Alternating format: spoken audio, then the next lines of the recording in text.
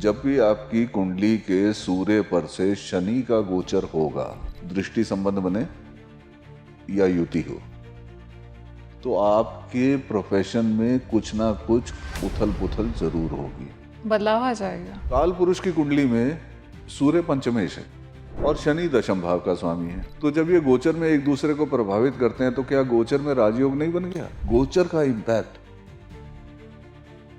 अष्टक वर्ग को इस्तेमाल करके भी देखना चाहिए। यदि वो ग्रह बिंदु युक्त राशि से गोचर कर रहा है तो आपके ऊपर नेगेटिव प्रभाव नहीं आए। अब देखो, एक और बड़ा मिथ है कि सिंह राशि में जब बृहस्पति आता है और उस पीरियड में जो विवाह होते हैं वो सक्सेसफुल नहीं होते। राव सर ने पूरी एक किताब निकलवाई इस पे। सिंहस्थ गुरु में जो विवाह हुए बहुत सक्सेसफुल रहे। अच्छा, राहु उनके लग्न में आ जाएंगे, कोई ना कोई ऐसी चीज निकल के बाहर आएगी जो रहस्यमय होगी।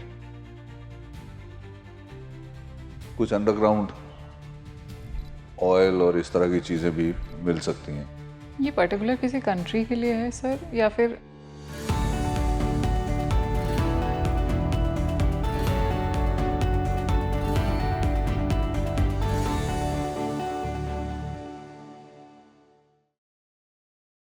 अक्टूबर से दिसंबर 2026 का ये समय देश और दुनिया के लिए क्या कुछ बदलाव लेकर के आने वाला है? क्या बड़े बड़े देशों की अर्थव्यवस्था भी अब पलटने वाली है? ऐसे ऐसे चेंजेस आपको देखने को मिलेंगे संसार में जिसकी आपने कभी कल्पना भी नहीं की होगी। और ये महागोचर आपके जीवन में क्या कुछ प्रभाव लेकर के आने वाला है, आज इन सभी बातों को हम जानेंगे। 31 अक्टूबर को जुपिटर जा रहे हैं सिंह राशि में, वहीं 6 दिसंबर को राहु और केतु अपनी चाल बदल लेंगे और 13 दिसंबर को जुपिटर वक्री यानी रेट्रोगेट हो जाएंगे।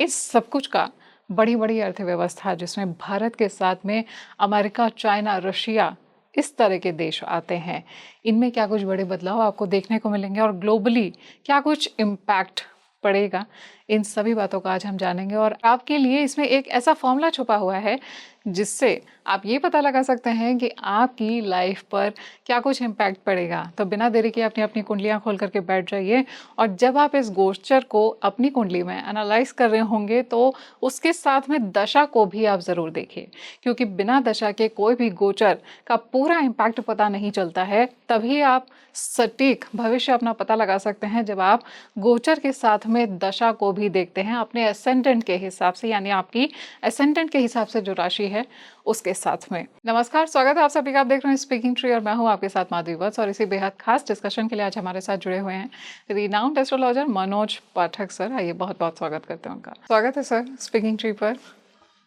धन्यवाद आपका। सर, हम देख रहे हैं कि इस समय महागोचर हो रहा है, गुरु सिंह राशि में प्रवेश कर रहे हैं, उसके साथ में राहु और केतु भी ट्रांजिट कर रहे हैं और उसके बाद में फिर गुरु वक्री भी हो जाएंगे। इन सभी गोचरों को मिला के जो महागोचर है उसका इम्पैक्ट क्या पड़ेगा इस समय? क्या कुछ मेजर आपको इम्पैक्ट देखने को मिल रहा है? देखिए, पहली बात तो ये है कि ये एक नेचुरल प्रोसेस है। बृहस्पति कर्क से निकल के सिंह में आ जाएंगे, तो सिंह राशि जो है वो तो एक राजसी साइन है ही है। और एक ब्राह्मण जो है राजा के दरबार में पहुंच रहा है, तो इससे बढ़िया क्या हो सकता है। हर देश के लिए, हर प्रदेश के लिए उसका इम्पैक्ट अलग ही होगा, क्योंकि सबकी अपनी अपनी एक कुंडली है। हम लोग करते क्या है कि हम इस गोचर को बहुत ज्यादा जनरलाइज कर देते हैं। गोचर अपने आप में प्रक्रिया है, शास्त्रों में वर्णित है, और गोचर देखने का एक तरीका भी शास्त्रों में वर्णित है कि आप चंद्रमा से देख लीजिए। फल दीपिका ने कह दिया चंद्रमा मनसो जाता। अब ये तो एक, अगर हम दूसरे एंगल से सोचें तो ये तो एक ऐसी प्रक्रिया है जो एक निश्चित अवधि के बाद होनी है। बृहस्पति शनि बाहरी ग्रह हैं, साल में इनको वक्री होना ही है। जी। तो कोई ऐसी एबनॉर्मल सी सिचुएशन नहीं है ये, जिसे हम मतलब ये देखना चाहें कि ये बहुत कुछ। हाँ, ये जरूर है कि जिस जिस देश और जिस जिस प्रदेश की जो जो दशा चल रही होगी उसके अनुसार इसका कोई ना कोई असर जरूर दिखाई देगा। अब सिंह राशि जो है, अगर हम हिंदुस्तान के बारे में बात करें तो यहाँ बृहस्पति जो है चतुर्थ स्थान में आ जाएंगे। चतुर्थ में आएंगे, दशम को देखेंगे, तो ये कुछ ना कुछ इसका प्रभाव अपना आपको राजनीति और सत्ता में भी दिखेगा। राहु मकर में जैसे आते हैं तो मकर राशि, जिसे हम भरत खंडे कहा करते थे, अविभाजित भारत या ये पूरा खंड जो था, इसके लिए शास्त्रों में मकर लग्न ही वर्णित है। और राहु शनि की राशि में आएंगे, शनि मीन में है, संबंध तो परस्पर नहीं बन रहा, लेकिन हाँ उनकी राशि में आने के कारण कुछ ना कुछ इस पूरे भूखंड पर प्राकृतिक आपदा का प्रभाव हो सकता है। यूनाइटेड इंडिया जो अनडिवाइडेड इंडिया, अनडिवाइडेड इंडिया, अब वो किस पर्टिकुलर एरिया में होगा ये कहना बहुत मुश्किल है। अब बहुत लोग हैं जो इस तरह की भविष्यवाणी करते हैं कि भाई इस तारीख को इस समय यहाँ बारिश होगी। अब मुझे नहीं मालूम आप कहाँ रहते हैं, दिल्ली में रहते हैं या नोएडा में रहते हैं, कहाँ रहते हैं मुझे नहीं मालूम, लेकिन आपने बहुत बार ऑब्जर्व किया होगा कि नोएडा के सेक्टर 18 में बारिश हो रही है लेकिन 75 में बारिश नहीं हो रही। जी ऐसा होता है सर। होता है ना? हाँ बिल्कुल होता है। फिर वो कहाँ से आप उसको जस्टिफाई करोगे? तो ये तो एक जस्टिफिकेशन का तरीका हम लोगों ने इवॉल्व किया हुआ है। अब अलग अलग देशों पर इसका प्रभाव अलग अलग रूप में आएगा। अब जैसे जहाँ तक अगर मुझे ठीक से ध्यान आ रहा है तो यूएस की जो कर्क लगन की ही कुंडली है,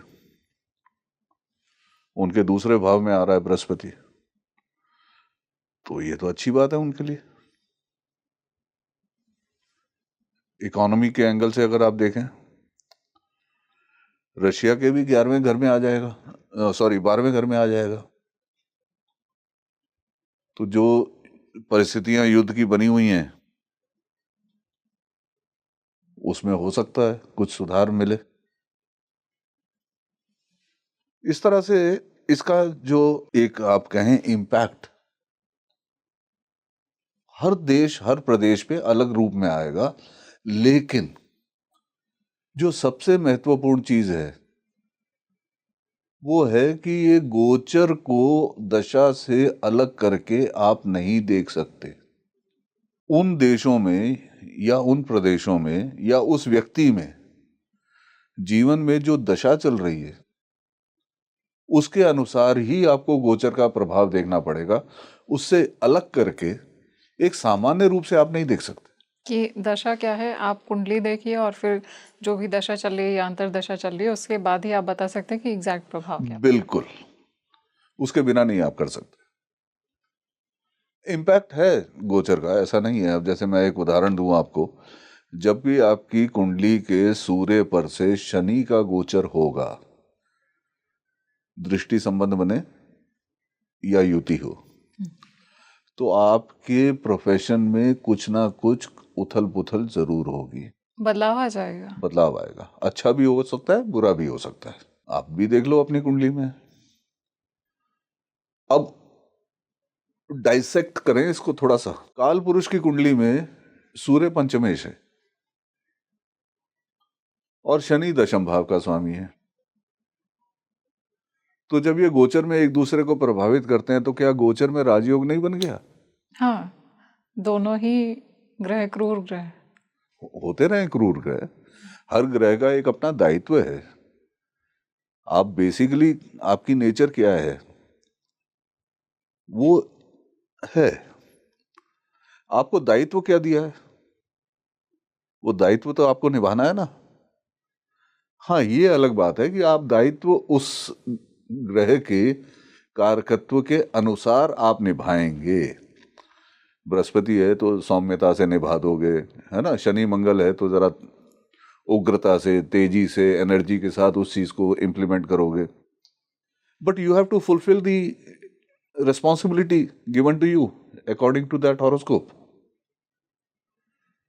तो इसलिए ये समझने की बात है थोड़ी सी, और कुछ नहीं है जी। तो सर ये जो राजयोग है, आपने बोला काल पुरुष की कुंडली में जो राजयोग मैंने सूर्य और समझाने के लिए एक शुक्र उदाहरण की। दिया आपको, हाँ है ना। जी। कई लोग इसे फंडे के रूप में ले लेंगे। हम्म, अब ये 12 भाव, 9 ग्रह गोचर में जब भी आपस में एक दूसरे से मिलेंगे तो कुछ ना कुछ उस तरह का प्रभाव हमारे ऊपर डालेंगे, लेकिन दशा के अनुरूप। अब शनि 2.5 साल एक राशि में है, आजकल मान लीजिए मीन में है, तो मीन राशि में होके वृषभ राशि को देख रहा है, उधर सामने उसके कन्या आ जाएगी और उधर मिथुन आ जाएगी। अब बृहस्पति सिंह में आ गए, बृहस्पति का भी कुछ राशियों पे प्रभाव, इस प्रकार दृष्टि भी जाएगी। जी। मान लीजिए, सिंपल एग्जांपल देता हूं, सप्तम भाव ले लीजिए, तो बृहस्पति तो हर छठे साल, 7वें साल आपके सप्तम भाव में गोचर करेगा। तो क्या हर 7वें साल, छठे साल विवाह कर रहे हो? तो सर क्या अगर ऐसा होता है, छोटे मोटे इम्पैक्ट पड़ते हैं फिर रिलेशनशिप्स में, मतलब उथल टेम्परेरी पुथल टेम्परेरी होती। इम्पैक्ट आप जरूर कह सकते हो, लेकिन परमानेंट नहीं होगा। अब बहुत लोग हैं जो केवल गोचर के आधार पर ही फलित करना शुरू कर देते हैं। नहीं करना चाहिए, पहले दशा देखो, फिर एक और एंगल से इसको आप सोचो। चंद्रमा एक राशि में 2.25 दिन रहता है, तो 2.25 दिन में पैदा होने वाले हर बच्चे पर, हर व्यक्ति पर गोचर वही रहेगा? क्या उनके जीवन में उस प्रकार का प्रभाव सबके जीवन में आएगा? दशा अलग है। अरे दशा अलग है, क्या इतने करोड़ लोग जो हैं, क्या वो एक ही असर उस पे दिखेगा? नहीं। संभव है। लग्न वो डिग्री है पूरे ब्रह्मांड में जो आपके लिए अलॉट की गई है, that is particularly close to you, that is your house in the zodiac. वो इंपॉर्टेंट है या चंद्रमा देखना इंपॉर्टेंट है? सोचना, जी। क्योंकि आपके जितने वर्ग हैं वो भी लग्न की डिग्री के अनुसार बन रहे हैं, चंद्रमा के अनुसार नहीं बन रहे हैं। चंद्रमा के अनुसार केवल आपको दशा मिल रही है। अब 2.25 दिन में जितने बच्चे पैदा हो रहे हैं, क्या वो एक ही जैसा जीवन जिएंगे? और नैरो डाउन कर लो, एक नक्षत्र 60 घड़ी का है, 24 घंटे, तो 24 घंटे में पैदा होने वाले हर बच्चे को वही दशा मिलेगी जन्म पर? नहीं।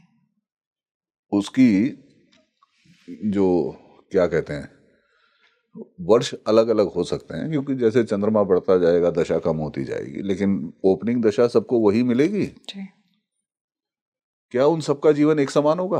तो इस पे जो हम ओवर स्ट्रेस करते हैं, I use that term, please don't mind, this is I think not, बहुत मुझे तो नहीं समझ में आता होगा लोगों को। और मुझे तो वो एक सीरियल याद आता है, बहुत साल पहले आता था, करमचंद जासूस। पंकज कपूर गाजर खाते थे उसमें, उसके बाद मैगी का एक ऐड आया था, उसमें आए थे वो, और टैग लाइन होती थी, इट्स डिफरेंट। तो आजकल एस्ट्रोलॉजी में भी यही हो रहा है, everybody wants to be different. The moment you step beyond logic, then things don't happen. अब मैंने एक सिंपल लॉजिक दिया आपको, 2.25 दिन और वो पर्टिकुलर टाइम जब आप पैदा हो रहे हैं, दोनों में अंतर होगा ना कुछ। जी। आप लग्न से गोचर को देखने का प्रयास कीजिए, आपको हमेशा बेहतर नतीजा मिलेगा। फल दीपिका में भी उन्होंने यही कहा है, अनेक लग्न उपलब्ध हैं गोचर देखने के लिए, लेकिन सामान्यतः गोचर चंद्रमा से देखा जाता है। वहां भी मंत्रेश्वर जी ने आपको रेस्ट्रिक्ट नहीं किया, बाधा नहीं डाली उन्होंने कि आप अन्य जगहों से ना देखें, लेकिन जो परिपाटी एक चल पड़ती है उसी के अनुसार लोग चलते हैं, कोई ना कोई तो तोड़ेगा ना उसे। सर, कुंडली में कैसे देख सकते हैं हम असेंडेंट के हिसाब से कि गोचर का क्या इम्पैक्ट पड़ रहा है? ग्रहों को हमने देवता स्वरूप माना है ना? नवग्रह देवता, ब्रह्मा मुरारी त्रिपुरांतकारी भानु शशि भूमि सुतो बुधश्च, वो सुना ही होगा, ब्राह्मण हर बार उसमें करते ही हैं। जब देव स्वरूप इनको हमने माना है, तो हमारे जीवन में जो घटना घटेगी, जब भी घटे, क्या ये आशीर्वाद देने नहीं आएंगे?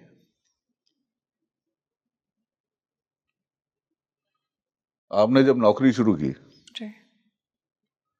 आप अपनी कुंडली पे उस दिन का गोचर लगा के देख लीजिए, 5 से ज्यादा ग्रह आपके दशम को या दशमेश को प्रभावित कर रहे होंगे उस समय। जी। जिस दिन आपका विवाह हुआ, 5 या 5 से अधिक ग्रह आपके सप्तम भाव या सप्तमेश को प्रभावित कर रहे होंगे, क्योंकि हमारे गुरुजी ने ये बताया था एक बार कि सप्तम भाव जो है वो विवाह की वेदी है। जी। वेदी समझते हैं ना, जिसके तो ये सब ग्रह जो है देवता रूप में आशीर्वाद देने आते हैं। तो वो कंबाइंड इंपैक्ट आपके कुंडली के किस भाव पे जा रहा है, उसको जरूर देखिए और उसको फिर रिलेट कीजिए दशा से, तो आप बहुत एक्यूरेट रिजल्ट ले पाएंगे। एक और इसका तरीका बताता हूं जो मुझे समझ में आता है। मान लीजिए शुक्र में राहु की अंतर्दशा चल रही है, 3 वर्ष की होगी। प्रश्न है कि इसमें नौकरी कब लगेगी या विवाह कब होगा। अब आप किसी को कहें कि ये 3 साल है, इस 3 साल में तेरी शादी हो जाएगी, तो वो तो सेटिस्फाई नहीं होगा आपसे। अब मैं क्या करूंगा, पहले मैं शनि को 3 साल से उस पीरियड को 2.5 साल में लाऊंगा। अच्छा। कि जैसे मैं मान लीजिए मैरिज का ही एक एग्जांपल ले लें, तो शनि जो है गोचर में मेरे सप्तम और सप्तमेश को कब प्रभावित करेगा। Of course this is after analysing दशा।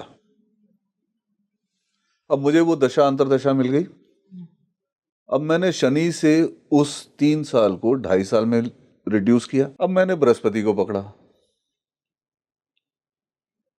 1 साल तक ले आया। अब मैंने सूर्य को पकड़ा तो महीना पकड़ा। अब चंद्रमा को पकड़ा तो 2.25 दिन के अंदर अंदर मैं उस चीज को ला पाया। ये यूज है गोचर का। लेकिन क्या करें, समाज जिस तरह से चलता है वैसे ही चलेगा।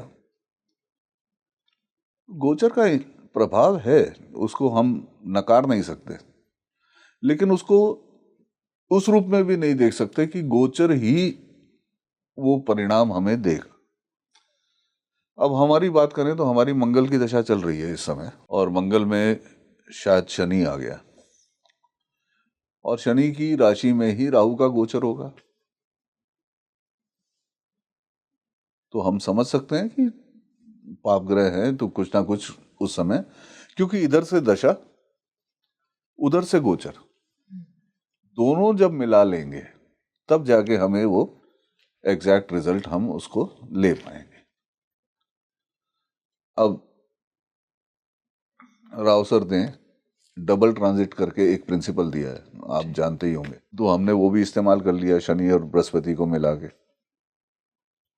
उससे एक कदम आगे चले गए। तो किसी की भी परिवार में जिनकी मैरिज हो चुकी हो, उनकी कुंडली ले लेना, और जिस दिन शादी हुई उस दिन की ग्रह स्थिति आपको मिल जाएगी सरलता से। आप लगा के देख लेना कि 7th हाउस को कितने प्लैनेट्स ऑस्पेक्ट कर रहे हैं। जिस दिन शादी हुई है उसी दिन, चाहे उस हाउस को या उसके लॉर्ड को, हाँ, दोनों में से ये किसी प्लैनेट्स एक इम्पैक्ट को। कर रहे होंगे। हाँ, इसको चेक जरूर करना और मुझे बताना। अब देखो, संतान कारक हम लोग बृहस्पति को मानते हैं, लेकिन बिना मंगल के धरती पर कोई संतान उत्पन्न नहीं हो सकती। बोन मैरो का सिग्निफिकेटर कौन है? Mangal. Mars. And bone marrow is very important for a child birth. जी। तो at the time of pregnancy and at the time of delivery, Mars lady के 5th हाउस, 5th लॉर्ड को impact जरूर करेगा। At the time of delivery and at the time of conception, conception के time में भी। 52 हफ्ते का gestation period है, जी। तो मंगल घूम के फिर वहीं आ जाएगा। कितना बड़ा इसका एक इम्पैक्ट है। मान लीजिए, जनरली इस तरह के सवाल वो लोग पूछते हैं जिनके बच्चे अब्रॉड हैं और वो लोग यहाँ हैं हिंदुस्तान में। तो हमारे यहाँ हिंदुस्तान में तो सबको नाना नानी दादा दादी बनने की बहुत जल्दी रहती है, बच्चे अपने काम में मसरूफ हैं, वो तो इतना ध्यान देते नहीं। तो दादी नानी बनने वाली महिला जरूर पूछेगी आपसे कि अरे यार, इनके संतान कब होगी। तो आपने पंचम पंचमेश से संबंधित दशा देख ली, उसके बाद मंगल का गोचर लगा के देख लीजिए, तुरंत जवाब मिल जाएगा आपको। लेकिन हर कुंडली पर समान रूप से प्रभाव नहीं आएगा। ये जो हम लोग, क्या बोलूं मैं, वो शब्द इस्तेमाल करना भी अच्छा नहीं लगते, लेकिन ये इस रूप में कम से कम हम नशा ना चटाए लोगों को तो बेहतर है ना। कैसे आप इतनी भारी जनसंख्या को एक ही उसमें देख सकते हो? नहीं देख सकते। इंडिविजुअल इम्पैक्ट आएगा ही आएगा, इसमें कोई दो राय नहीं।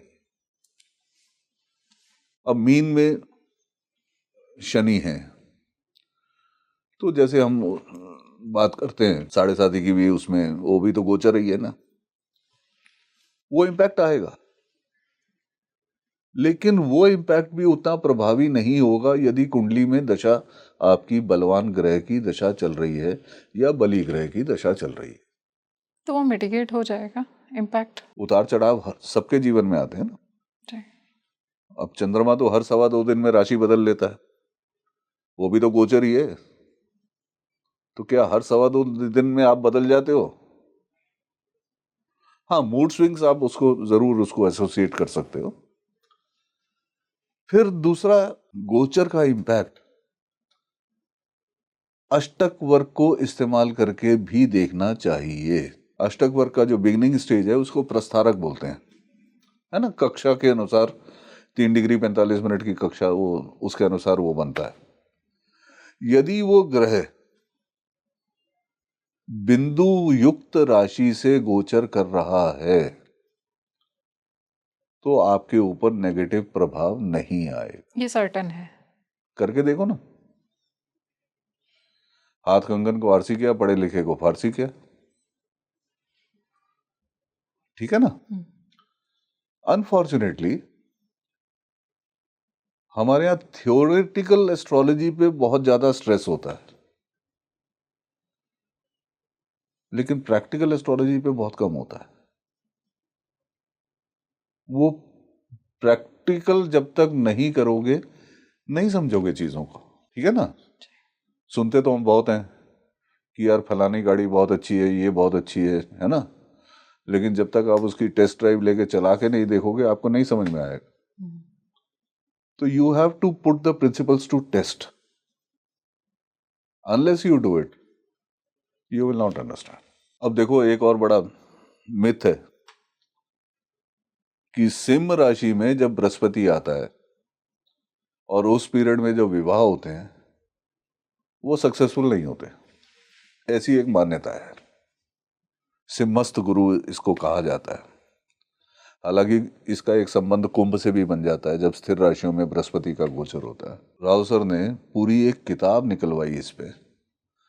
सिंहस्थ गुरु में जो विवाह हुए बहुत सक्सेसफुल रहे. अच्छा, लेकिन यदि आप उसको टेस्ट नहीं करते तो आप वही मान के चलते ना जो आपको बताया जा तो रहा है. उनकी दशाएं अलग होंगी इसलिए ऐसा था. देखो, दशा तो अलग है, लेकिन ये तो गोचर का एक रूल है ना कि नॉर्मली जो पुराने ब्राह्मण हैं, जब बृहस्पति सिंह में होता है तो और विवाह जैसी चीज को वो अवॉइड करने के लिए आपको कहते हैं. हमने वही कुंडलियां उस पुस्तक में, और राव सर ने वो किताब भी जो है मेजॉरिटी ऑफ फीमेल एस्ट्रोलॉजर से ही लिखवाई है. अच्छा, उन कुंडलियों को डिस्कस किया है जिसमें बृहस्पति सिंह में था जब वो विवाह हुआ. उनका नेगेटिव इम्पैक्ट नहीं है. ये अपने आप में ही साबित करता है कि गोचर अपने आप में सर्वोपरि नहीं है, वो अधीन है दशा के. जी. सर, 31 अक्टूबर को गुरु सिंह राशि में प्रवेश कर रहे हैं. इसको अगर हम देखें कि क्या कुछ इम्पैक्ट पड़ रहा है जिसे हमें जानने की जरूरत है. देखिए, ये जो गोचर होने जा रहा है, वैसे मैंने आपसे पहले ही कहा कि एक सामान्य सी प्रक्रिया है. इसको बहुत ज्यादा अहमियत देने की आवश्यकता नहीं है. अब जैसे चीन की हम बात करें तो चीन के अष्टम भाव में ये गोचर हो जाएगा और राहु लग्न में आ जाएगा. अष्टम भाव में बृहस्पति आएंगे तो चीन की फॉरेन पॉलिसी में आपको थोड़ा सा बदलाव दिखाई देगा. राहु उनके लग्न में आ जाएंगे. कोई ना कोई ऐसी चीज निकल के बाहर आएगी जो रहस्यमय होगी. कुछ अंडरग्राउंड ऑयल और इस तरह की चीजें भी मिल सकती हैं. और यूएस में भी आपको उनकी पॉलिसीज में कुछ चेंज होता हुआ दिखाई देगा. पॉजिटिव. पंचमेश उनका लग्न में गोचर करेगा तो उसका एक प्रभाव दिखाई देगा. पाकिस्तान के लिए वो सिचुएशन शायद उतनी अच्छी नहीं रहने वाली. वहां पर सत्ता और सत्ता से संबंधित कुछ चीजों में उसका असर आपको दिखाई देगा. आप ये भी कह सकते हैं कि कुछ मेजर चेंजेस एजुकेशन में और एजुकेशन पॉलिसी में आपको होते हुए दिखाई देंगे. अमेरिका जो है अपने हाथ खींचेगा जो बाहर देशों में जो उसका काम चल रहा है फिलहाल, वहां से थोड़ा हाथ खींचने का प्रयास करेगा. तो इसीलिए मैंने उसको कहा कि ये एक पॉजिटिव स्टेप है. तो दैट विल बी गुड. बाकी देखते हैं, क्योंकि हर देश की जो दशा चल रही है उसके अनुसार जब तक मिला के नहीं देखेंगे तब तक हम इसको इम्पैक्ट को नहीं समझ पाएंगे. मकर में राहु के गोचर के बाद थोड़ा सा प्राकृतिक आपदाओं का इस भूखंड को सामना करना पड़ सकता है. गोचर के समय हमें यह भी देखना चाहिए कि उस गोचर के ग्रह से केंद्र और त्रिकोण में कौन से ग्रह आ रहे हैं. तो राहु से मुख्य जो ग्रह हैं वो केंद्र या त्रिकोण में नहीं मिल रहे हमें, वो थोड़ा सावधान तो रहना पड़ेगा. फिर ऊपर से दशा आपकी मंगल की चल रही है. मंगल सप्तमेश है, द्वादश का भी स्वामी है, तो बॉर्डर के एरियाज में भी थोड़ा केयरफुल रहना पड़ेगा। राहु और केतु, खास तौर से केतु, बैक्टीरियल और वायरल चीजों को भी इंडिकेट करते हैं, वहां भी थोड़ा केयरफुल रहना पड़ेगा। और वाटर रिलेटेड ये ज्यादा हो सकता है। ये पर्टिकुलर किसी कंट्री के लिए है सर, या फिर ऑल नहीं, ओवर द हम तो ग्लोब ऐसा होगा? फिलहाल ये जो अनडिवाइडेड इंडिया इसकी बात कर रहे थे। जी। थोड़ा सा राजनीतिक दलों का परस्पर संबंध भी जो है उसमें भी बदलाव आएंगे। तो गठबंधन बदल सकते हैं, सत्ता परिवर्तन पॉसिबल है? सत्ता परिवर्तन नहीं कह सकते इसे, लेकिन अलायंसेस ब्रेक और हाँ, उसमें मर्ज होंगे। हाँ, कोई पार्टी छोड़ जाए, कोई पार्टी आ जाए, इस तरह की भी चीजें हो सकती हैं। और हिंदुस्तान के अगर हम इंडिपेंडेंट हॉरोस्कोप को देखें तो 9वें घर में गोचर आता है। 9वां घर जुडिशरी का भी है, तो वहां पर भी कुछ इसका असर हमें देखने को मिल सकता है। तो बड़े मेजर इम्पैक्ट या चेंजेस आ जाएंगे जुडिशरी हाँ, में? कुछ देखना पड़ेगा, क्योंकि मंगल में फिलहाल शनि की ही अंतर्दशा चल रही है हमारी। इस तरह से हर देश पर इसका एक अलग प्रभाव आएगा।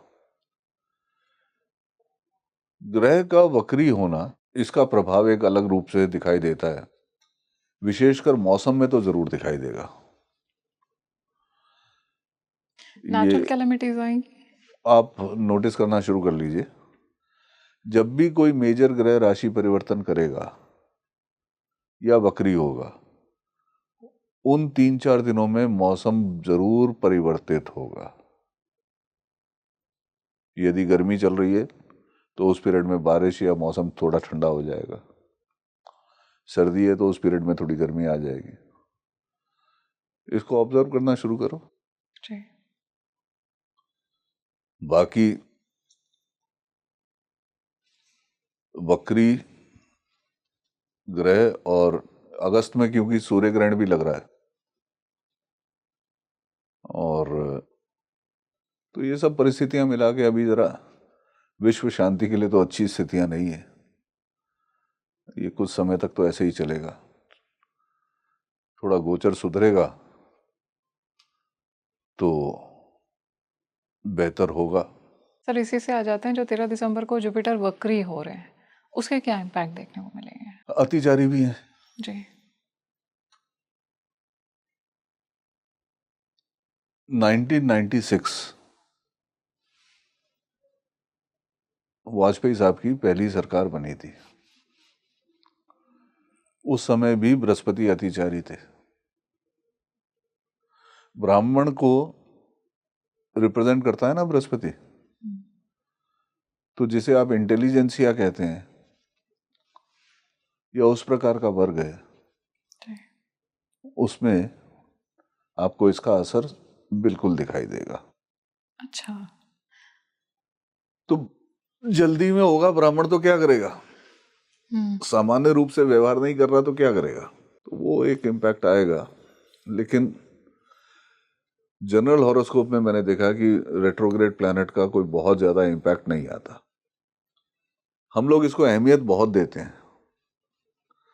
मौसम में बिल्कुल स्पष्ट रूप से ये दिखाई देता है, मौसम में परिवर्तन दिखाई देता है। बृहस्पति वक्री होंगे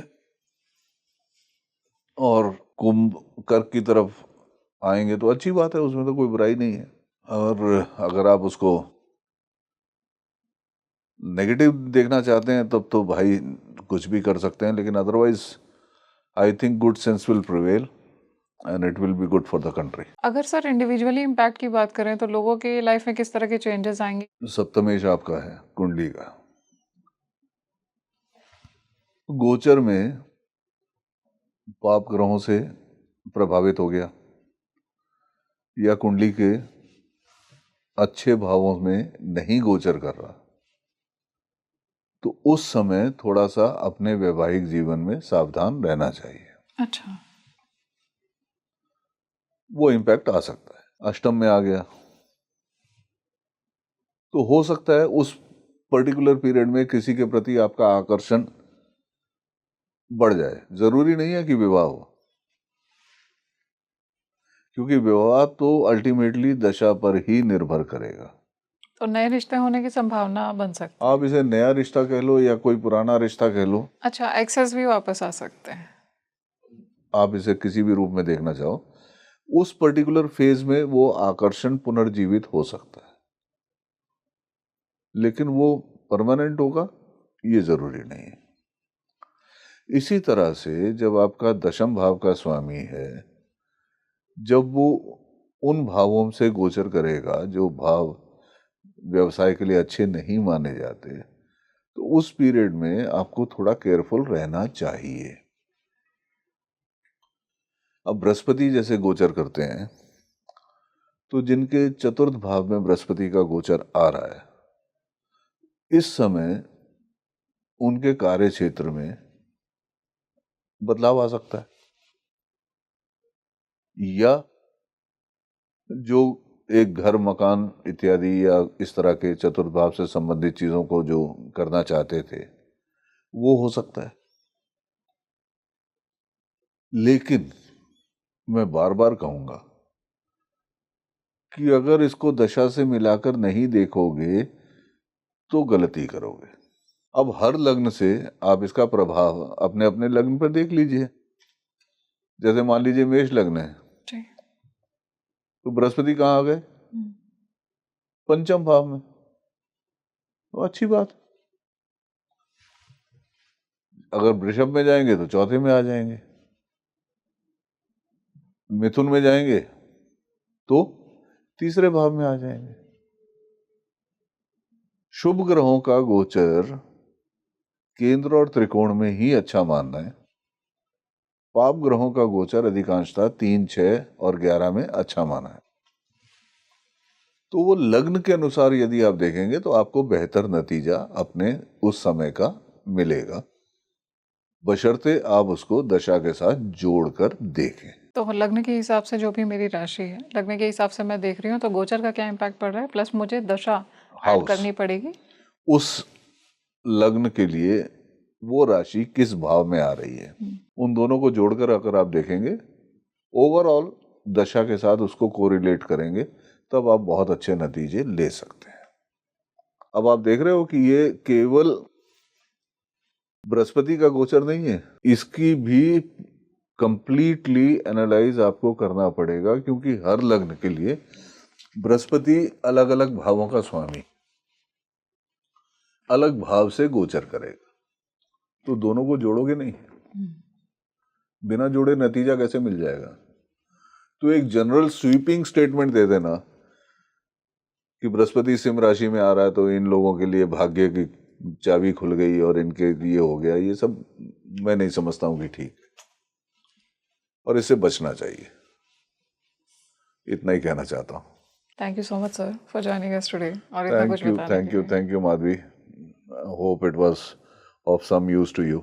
आपने आज जो कुछ भी फॉर्मूलाज बताए, आई एम श्योर मेरी जो ऑडियंस है वो अब डिपेंडेंसी उनकी खत्म हो गई है, अपनी बर्थ चार्ट खुद खोल करके वो देख सकते हैं कि उनकी क्या दशा चल रही है और क्या इम्पैक्ट इन गोचरों का उनकी लाइफ में होने वाला है। Hopefully, let us pray for everyone. Yes. Let everyone be happy.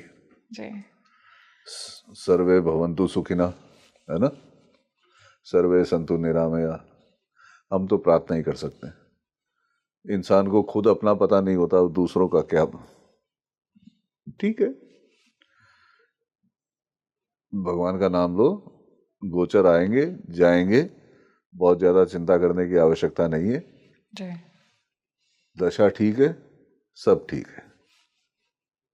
चलिए, thank you so much, thank you. Take care. आज हमने एक अलग तरीके से एस्ट्रोलॉजी को समझा है कि ये जो गोचर होने वाले हैं ये आपके जीवन पर क्या इम्पैक्ट करेंगे। इसमें हमने आपको सीधे वो फॉर्मूलाज दे दिए हैं जिनसे आप खुद पता कर सकते हैं कि आपकी लाइफ पर इन गोचरों का क्या कुछ इम्पैक्ट और असर देखने को मिलेगा। अगर आपका ऐसा कोई सवाल है जो आप चाहते हैं हम सर से आने वाले एपिसोड में ले, तो उन्हें कमेंट सेक्शन में ज़रूर मेंशन करिएगा। और इस वीडियो को लाइक करिए, शेयर करिए, अपने दोस्तों तक पहुंचाइए, परिवार वालों को दिखाइए, उस तक पहुंचाइए जिसे ये जानने की ज़रूरत है कि मैं कैसे देख सकता हूँ कि मेरी लाइफ पर क्या इम्पैक्ट पड़ने वाला है आने वाले समय का। मुझे दीजिए इजाज़त। नमस्कार।